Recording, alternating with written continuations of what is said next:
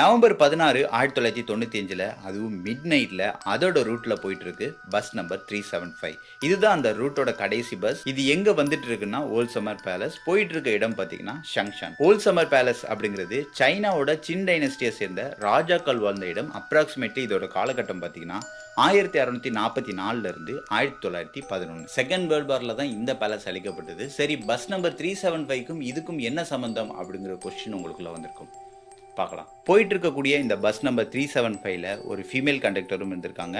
அன்னைக்கு நைட் பயங்கரமான கோல்டா இருந்திருக்கு, பயங்கரமான காற்றும் வீசியிருக்கு. ஆனாலும் அவங்க அந்த ரூட்ல சரியா போயிட்டு இருக்காங்க. ஓல்ட் சம்மர் பேலஸ்க்கு பக்கத்துல இருக்கக்கூடிய பஸ் ஸ்டாப்ல வந்து அந்த பஸ் நிக்குது. அந்த இடத்தோட நேம் பாத்தீங்கன்னா சவுத் கேட். அந்த பஸ் ஸ்டாப்ல இருந்து 4 பேர் பஸ்ல ஏறி இருக்காங்க. ஒன்னு வயசான அம்மா, ஒரு பையன், ஒரு கப்பல். இவங்க எல்லாரும் ஏறி இருக்காங்க. டிரைவர் சீட்டுக்கு பின்னால அந்த கப்பல் உட்கார்றாங்க. அதுக்கு ஆப்போசிட்டா அந்த பையன் உட்கார்ந்துறான். அந்த பையனுக்கு பின்னாடி பக்கம் பாத்தீங்கன்னா அந்த வயசான அம்மா உட்கார்ந்துருக்காங்க.